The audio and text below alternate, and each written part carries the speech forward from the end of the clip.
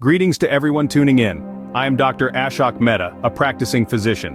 Today we are going to explore a significant health concern, the relationship between abdominal fat and insulin resistance.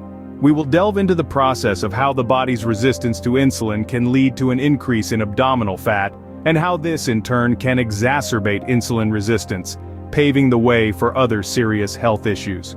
So let's get started and delve deeper into this important health issue. To start, we need to understand what insulin resistance is. Picture insulin as a key that unlocks your body's cells to let in glucose, which is then used for energy. Insulin resistance occurs when your body's cells start ignoring this key, making it harder for glucose to enter. This results in excess glucose building up in your bloodstream.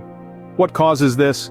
Well, several factors can contribute, including a sedentary lifestyle, poor diet, and certain genetic factors.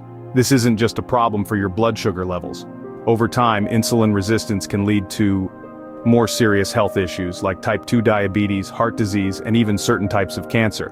But here's the kicker. The effects of insulin resistance aren't just limited to your blood. They can also have a profound impact on your body's fat distribution, in particular your abdominal fat. Now that we understand insulin resistance, let's explore its connection with abdominal fat. Abdominal fat isn't just about aesthetics. It's a health concern closely linked to insulin resistance. Let's break down the relationship. Think of your body as a finely tuned machine. When you consume more calories than your body needs for energy, the surplus doesn't just disappear. Instead, it is stored as fat. Now, when insulin resistance comes into play, this process gets a bit skewed. The body's ability to use glucose for energy diminishes, causing more glucose to be converted into fat. And where does this fat love to set up shop? You've guessed it, around the abdominal area. This leads to an increase in abdominal fat, which is not just an issue of body image, but a significant health risk. But how do fat cells contribute to this issue? Let's find out. Interestingly, fat cells or adipocytes aren't just passive storage units, they play a significant role in this health issue. As we pile on the pounds, particularly around the abdomen, these fat cells expand and multiply. And here's where things get interesting. These enlarged fat cells begin to release various hormones and cytokines that contribute to the development of insulin resistance. Let's break down these key hormones and cytokines. First up, adiponectin. This hormone is a bit of a superstar in regulating glucose levels and breaking down fatty acids. However, when we're dealing with abdominal obesity, adiponectin levels often take a nosedive, contributing to insulin resistance. Next, we have leptin. This hormone plays a crucial role in signaling the brain to curb appetite and crank up energy expenditure.